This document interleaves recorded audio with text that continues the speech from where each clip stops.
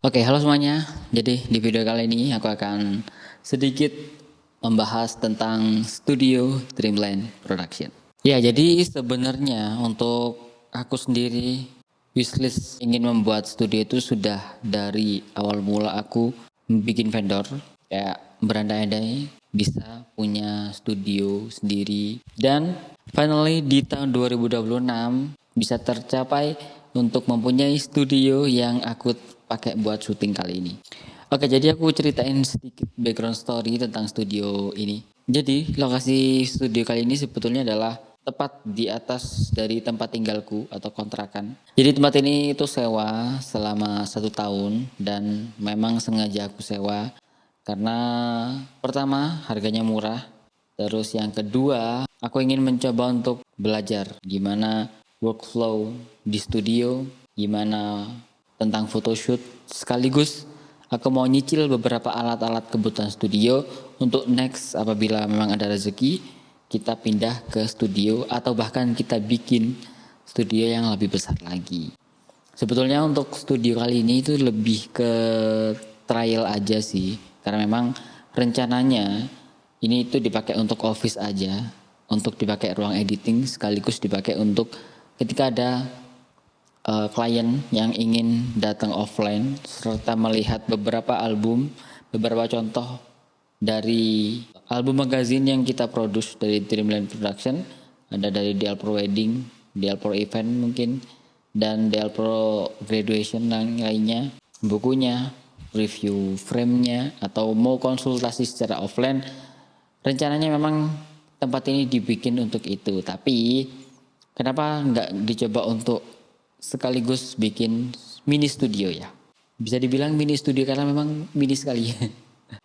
Jauh udah jalan 4 bulan dari pertama kali aku buka di Januari untuk opening trialnya, lalu mungkin bisa fix produksi itu di bulan Februari, dan untuk pengerjaan sendiri mulai dari renovasi dan lain-lain itu udah start di November tahun sebelumnya, dan Desember itu udah finishing sekaligus mulai dari keramik, mulai dari pengecatan, terus mulai dari bersih-bersih beres-beres lainnya, dan belanja beberapa desain interior untuk ada rak buku, tulisan dan lain-lainnya, dan akhirnya finishing di Februari. Udah ada beberapa project yang kita produce di studio kali ini, mungkin dari photoshoot, family photoshoot, meskipun kalau family nggak bisa terlalu banyak, hanya beberapa orang aja, maksimal 6. Ada photoshoot personal, ada photoshoot keluarga, family, terus ada juga dipakai untuk portofolio untuk MUA. Nah, rencana studio kali ini aku targetin akhir tahun 2026.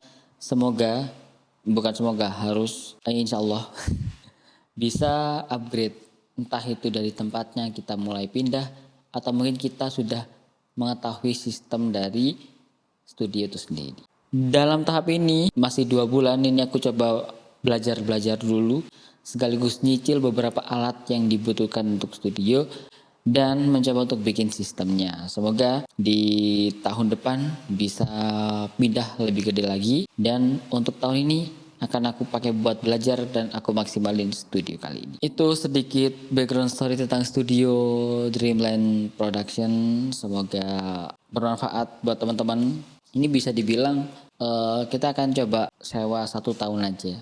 Yang aku dapatin selama 2 bulan ini setelah ada beberapa klien, pertama ruang tunggunya sangat-sangat kurang, karena beberapa ketika ada family photoshoot ada yang menunggu di luar dan membuat aku kayak kurang enak aja.